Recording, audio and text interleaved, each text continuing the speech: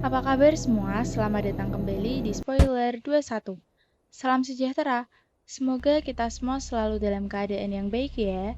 Di video kali ini menceritakan alur film The Way Back hadapan Peter Weir, sebuah film survival yang terinspirasi dari kisah nyata. Diperankan oleh Jim Sturgess sebagai Janus, Ed Harris sebagai Mr. Smith, Colin Farrell sebagai Valka, Alexandru Potosyan sebagai Thomas, Saoirse Ronan sebagai Irena, Mark Strong sebagai Khabarov, Gustav Skarsgård sebagai Voss, Dragus Bukur sebagai Zoren, dan Sebastian Urzędowski sebagai Kazik. Film ini dirilis pertama kali pada 3 September 2010 dengan durasi 133 menit. Di awal film, kita diberitahu bahwa pada tahun 1941 ada 3 orang yang berjalan kaki dari Himalaya menuju India. Mereka bertahan hidup berjalan kaki sejauh 4.000 mil yang setara dengan 6.437 km menuju kebebasan mereka. Dan film ini didedikasikan untuk mereka. Oke, langsung saja kita simak alur ceritanya. September tahun 1939, Hitler menyerang Polandia dari barat. Beberapa hari kemudian, Stalin menyerang dari timur. Mereka membagi negara ini menjadi dua. Namun, film ini tidak menceritakan tentang Hitler dan Stalin, tetapi menceritakan seseorang yang dituduh telah berkhianat pada Soviet dan jadi mata-mata musuh. Dia adalah Janus. Dia menolak mengakui kesalahannya, tapi istri Janus dipaksa untuk bersaksi atas kesalahan Janus. Janus kemudian dijatuhi hukuman 20 tahun penjara di kamp penjara Gulag Siberia. Tahun 1940, Janus sampai di kamp penjara Gulag Siberia. Kepala penjara memberi sambutan sekaligus peringatan kepada Janus dan semua tahanan yang baru tiba di kamp tersebut. Kepala penjara menjelaskan bahwa penjara ini tidak sebatas pada senjata, anjing, ataupun kawat berduri yang mengelilinginya. Tapi Siberialah penjara yang sesungguhnya, seluas 13 juta kilometer persegi. Jadi, jika ada yang mencoba untuk melarikan diri dari sana, maka jika tidak tewas karena kondisi alam, mereka akan tewas karena dibunuh oleh penduduk lokal yang akan diberi imbalan untuk setiap kepala para buronan. Saat pembagian jatah makan, Janus berusaha membagi makanannya pada seorang pria tua. Mr. Smith mengingatkan Janus bahwa kebaikannya bisa membunuhnya di camp ini. Khabarov menghampiri Janus, menjelaskan sedikit tentang Mr. Smith. Khabarov dan Janus pun menjadi semakin akrab. Khabarov adalah seorang aktor. Dia ditahan karena berperan sebagai aristokrat dalam sebuah film. Di dalam kamp tersebut, tahanan politik dan tahanan kriminal ditempatkan dalam satu ruangan yang sama. Para tahanan kriminal diberi kebebasan untuk berbuat semau mereka terhadap tahanan lain, terutama tahanan politik, karena tahanan politik juga dianggap musuh rakyat. Janus bertanya pada Khabarov, apakah pernah ada yang berhasil lolos dari tempat itu? Khabarov menjawab tidak pernah ada, dan mengingatkan Janus untuk tidak berusaha melarikan diri, karena Stalin memiliki mata dan telinga di mana-mana. Valka, seorang tahanan kriminal, membentak tahanan lain untuk memberikan mantel yang dia pakai. Tahanan itu pun menurut melepas mantelnya. Valka juga minta sweater yang dipakai, tapi tahanan itu menolak. Tanpa banyak bicara, Valka menusuk tahanan itu dan merampas sweaternya. Suatu malam, Khabarov mengajari Janus solusi menghilangkan kutu pakaian dengan menguburnya di salju. Janus sangat ingin meloloskan diri dari camp itu. Khabarov tahu niat Janus. Dia bilang pada Janus kalau dirinya juga ingin lolos dari tempat itu. Khabarov pun menyusun rencana bersama Janus. Tujuan mereka adalah keluar dari negara Soviet menuju Mongolia. Jarak ke Mongolia 1000 km, bahkan mungkin lebih. Khabarov meminta Janus untuk bersabar sampai perbekalan yang akan mereka bawa benar-benar siap. Janus berniat mengajak beberapa teman untuk ikut melarikan diri, tapi Khabarov mengingatkan Janus kalau tidak semua dari mereka akan bertahan hidup. Janus menjawab, tapi mereka akan mati sebagai orang yang bebas.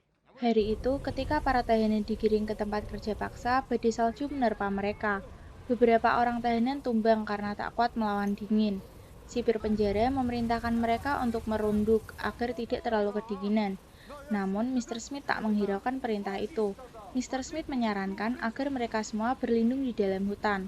Sipir itu tak mau mengambil resiko. Dia menyuruh Mr. Smith untuk menunduk. Tapi Mr. Smith malah nekat berjalan menuju ke hutan.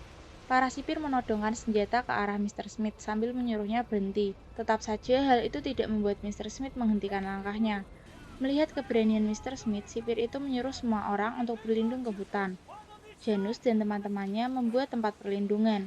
Janus juga mengajak Mr. Smith untuk berlindung bersamanya.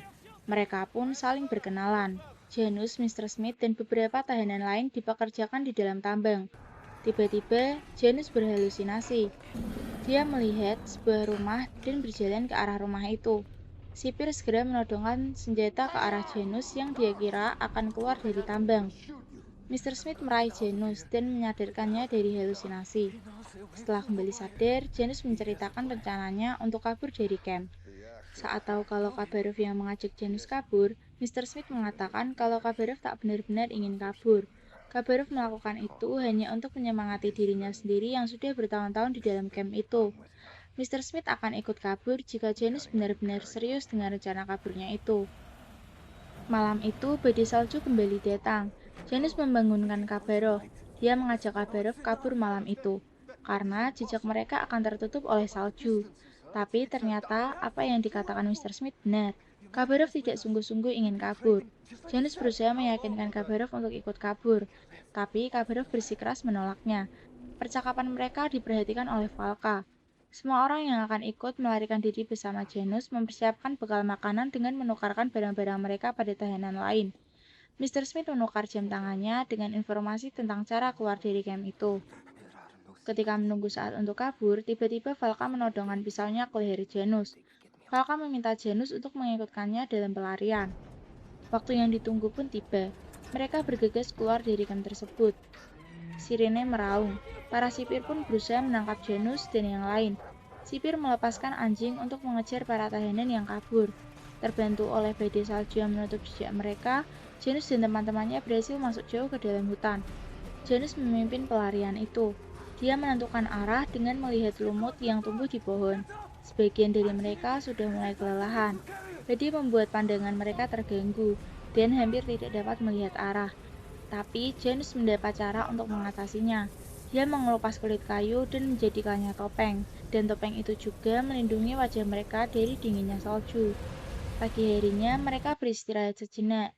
Masing-masing dari mereka mengeluarkan bekal makanan dan mengumpulkannya jadi satu. Mereka terus berjalan menuju hutan bersalju. Janus memimpin mereka menuju ke Danau Baikal. Menentukan arah tanpa kompas bukanlah hal yang mudah. Berbekal pengetahuannya, Janus memanfaatkan lumut dan bayangan untuk mencari arah mata angin. Tujuannya adalah arah selatan, Danau Baikal. Valka menyebut Janus sebagai Pakhan, yang artinya pemimpin orang-orang Urki. Valka sendiri adalah orang Turki. Valka mengatakan kalau dirinya akan menghormati Janus dan menjaganya. Dengan berjalan kaki, mereka bertuju melangkah menuju kebebasannya, melewati gunung dari hutan yang membentang luas di hadapan mereka. Janus memberitahu pada rombongannya tentang kemana arah tujuan mereka. Karena jauhnya tujuan mereka, waktu yang akan mereka lewati pun akan sangat lama, bahkan mungkin akan sampai berbulan-bulan. Sedangkan bekal makan mereka hanya untuk beberapa minggu saja. Mereka mencari solusi agar mereka tetap dapat bertahan hidup selama perjalanan. Dan karena status mereka sekarang adalah buronan, maka mereka memilih menjauh dari pemukiman penduduk agar tidak tertangkap. Menjelang malam, mereka mengumpulkan kayu bakar untuk membuat perapian. Saat hari sudah mulai gelap, salah satu dari mereka, yaitu Kazik, belum kembali dari mencari kayu bakar. Kazik menderita rabun senja. Dia rabun saat hari mulai malam. Mereka pun mulai mencari Kazik. Kazik memanggil-manggil Janus. Dia berjalan meraba-raba. Tiba-tiba ada seorang pria tua di samping Kazik. Kazik memanggilnya Profesor. Kazik duduk ditemani Profesor. Dalam pandangan mata Kazik, dia melihat kota di kejauhan. Pagi datang, Kazik terlihat duduk membeku. Dia meninggal karena kedinginan. Profesor dan kota yang dilihat Kazik ternyata hanya halusinasinya saja. Mereka pun memakamkan Kazik. Dia meninggal sebagai orang yang bebas, bukan sebagai tahanan. Selesai memakamkan Kazik, mereka berenam kembali melanjutkan perjalanan. Beberapa minggu telah berlalu. Mereka belum juga sampai ke Danau Baikal. Sepertinya mereka agak tersesat arah. Bekal makanan pun sudah habis.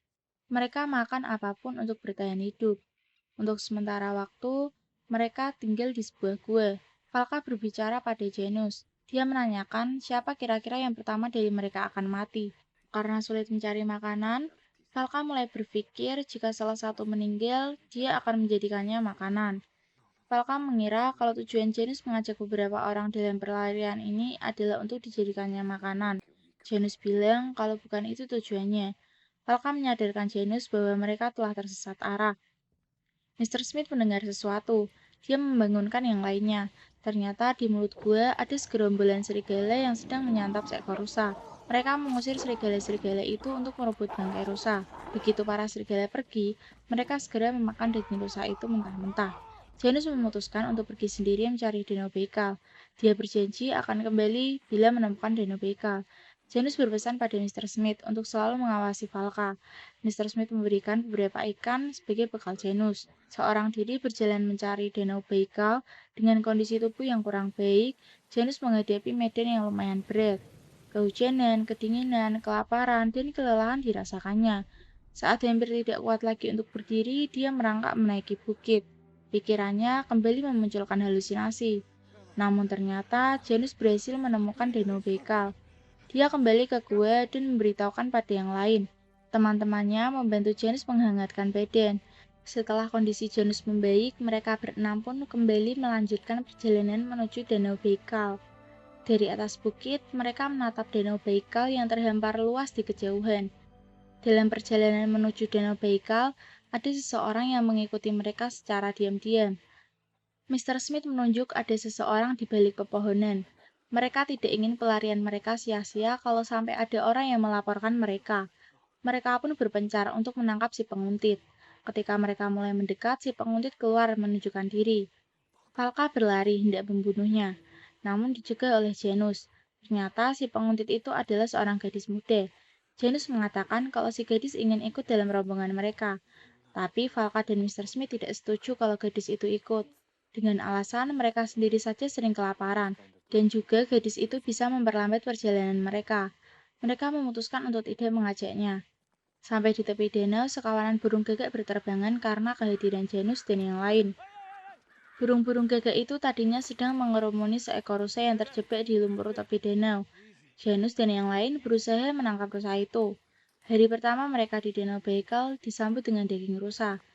Bos yang tak tega dengan gadis penguntit mengajak gadis itu bergabung dalam rombongan mereka. Gadis itu bernama Irena. Malam itu mereka makan besar. Rasa lapar mereka selama ini terobati. Irena terlihat sangat lahap menyantap daging rusa tersebut. Keesokan paginya, mereka membersihkan diri dan pakaian mereka. Valka bertanya mengapa mereka harus bersih-bersih. Zoran menjawab agar mereka tidak terlihat seperti pencuri dan perampok, mengingat status mereka sekarang adalah buronan. Maka perlu untuk mengubah penampilan agar tidak tertangkap. Hari berikutnya mereka melanjutkan perjalanan menyusuri tepian danau. Irena pun diperbolehkan ikut. Mereka berniat menyeberangi danau pada bagian yang tidak terlalu lebar.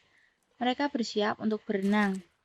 Tapi tiba-tiba Irena dengan berani berjalan di atas es yang menutup bagian permukaan danau. Melihat itu, mereka pun ikut berlari di atas es menyeberangi danau. Dalam perjalanan, Mr. Smith bertanya pada Irena tentang orang tua Irena. Irena bercerita jika kedua orang tuanya tewas dibunuh pihak Rusia.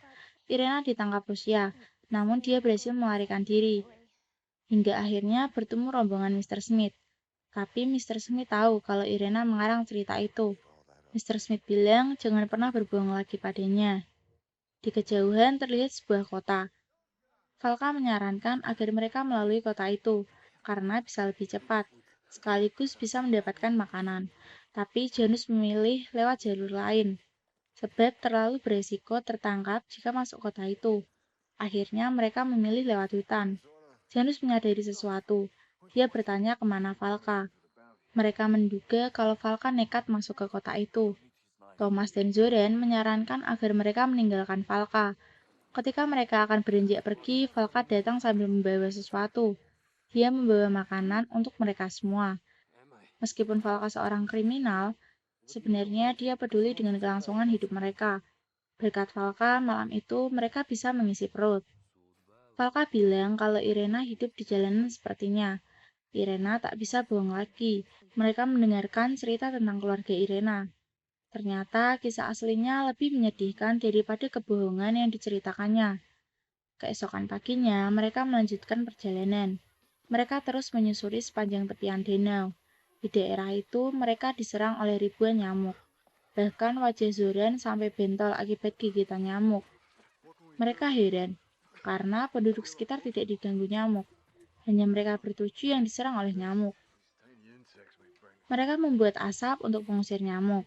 Di saat itu, seorang penduduk melintas. Mereka segera menutup asap agar tidak ketahuan. Tak tahan serangan nyamuk, Zoran nekat berlari mendekati seseorang penduduk yang lewat itu. Tak berapa lama, Zoran kembali dengan sebuah kalung pemberian penduduk tadi. Entah terbuat dari apa, namun kalung itu berhasil mengusir nyamuk. Mereka sampai di sisi selatan Danau Baikal. Mereka pun melanjutkan perjalanan ke selatan meninggalkan Danau Baikal. Sepanjang perjalanan, Irena baik seorang reporter. Dia menanyai satu persatu biografi dari keenam pria tersebut, kemudian membagikan info itu pada masing-masing dari mereka. Irena berusaha menjadikan dirinya berguna bagi rombongan itu. Dia membersihkan kaki Mr. Smith yang lecet karena sepatu.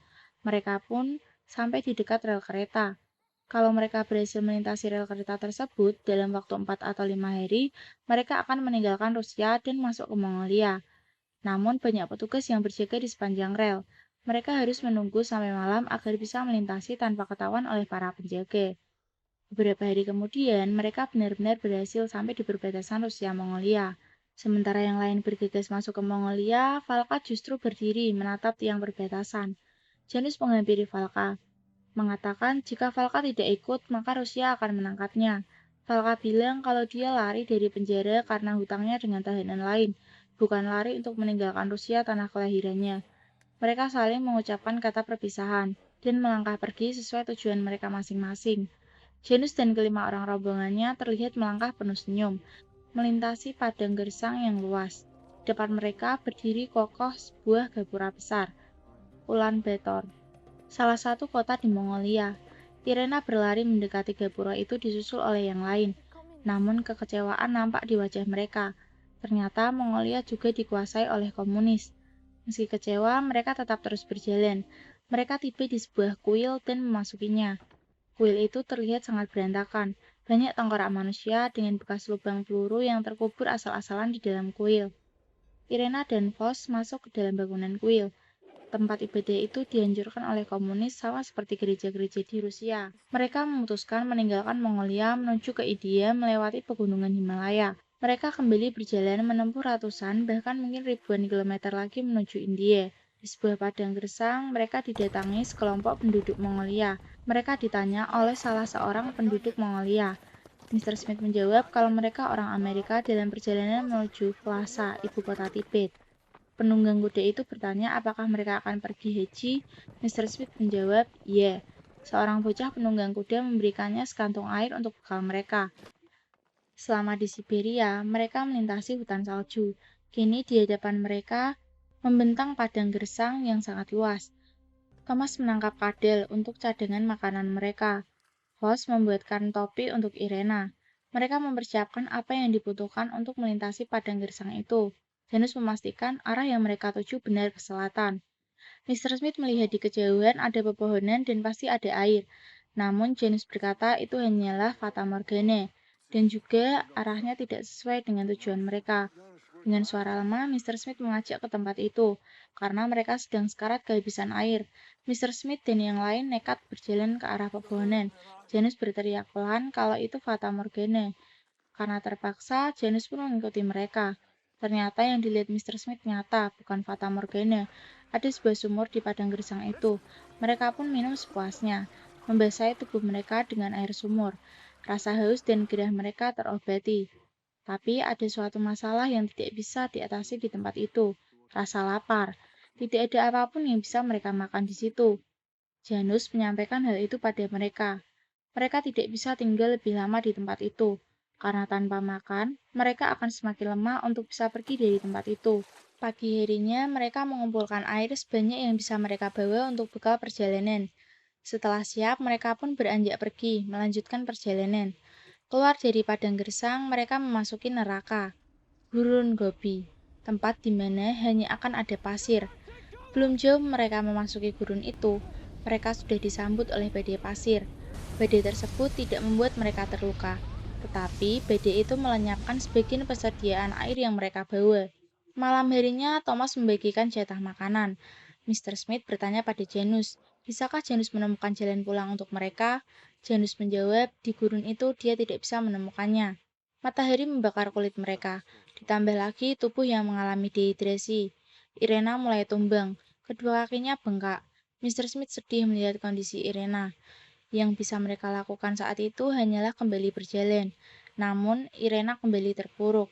Janus berkata kalau mereka bisa berhenti sementara, tapi Irena bilang tidak. Setelah mengecap sedikit air, Irena kembali berdiri dan berjalan. Baru beberapa langkah, Vos dengan sigap menggendongnya. Saat itu mereka semua tahu kalau Irena tak akan bertahan hidup lebih lama lagi. Meski dirinya sendiri dehidrasi dan kelelahan, tapi Vos terus melangkah sambil menggendong Irena. Irena meminta Vos untuk membandingkannya di pasir. Vos pun menuruti permintaan Irena. Irena menatap mereka satu persatu. Itulah saat terakhir Irena membuka matanya. Kemudian dia memejamkan mata untuk selamanya. Mereka berlima melanjutkan perjalanan. Hanya dengan bekal sekantung air, mereka berusaha keluar dari gurun pasir itu. Berhari-hari mereka berjalan, ujung gurun belum juga terlihat. Kini gantian Thomas yang tersungkur. Malam itu mereka melihat satu persatu gambar-gambar karya Thomas. Saat itu Thomas sedang menanti ajalnya. Tak lama setelah itu Thomas meninggal di pangkuan Zoran. Irena dan Thomas terbaring selamanya di antah berantah. Sekarang hanya tinggal 4 orang yang masih bertahan hidup. Ujung gurun akhirnya terlihat. Janus mengajak mereka pergi ke bukit, tapi Mr. Smith sudah menyerah. Dia meminta Janus untuk meninggalkannya. Janus menyuruh Zoran dan Vos untuk pergi duluan, sedangkan dia akan berusaha membawa Mr. Smith ke bukit. Janus dan Mr. Smith sampai di bukit saat hari sudah malam. Pagi harinya Zoran terbangun karena seekor ular merayap di sela-sela kakinya. Zoran mengikuti kemana ular itu pergi. Dia yakin kalau ular itu akan menuntunnya ke sumber air. Dan benar, dia menemukan air di tempat itu. Meski hanya sebuah kubangan kecil berlumpur, tapi menghasilkan air yang bisa menyambung hidup mereka. Janus berhasil menangkap ular tadi.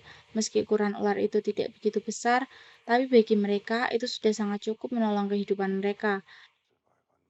Karena kondisinya, Mr. Smith merasa kini telah menjadi beban mereka. Dia meminta Janus untuk melanjutkan perjalanannya dan meninggalkannya di bukit itu. Tapi Mr. Smith tahu kalau Janus tak akan mau meninggalkannya. Pagi itu, Mr. Smith pulih dari kondisi kritisnya. Dia berdiri menentukan arah mata angin, kemudian berjalan meninggalkan tempat itu. Zoran yang melihatnya segera membangunkan Janus. Mereka bergegas untuk berkemas dan menyusul Mr. Smith. Janus merangkul Mr. Smith. Perjalanan panjang mereka pun kembali dimulai. Mereka semakin dekat dengan Himalaya. Saat mereka sedang istirahat, tanpa sengaja Vos melihat bangunan.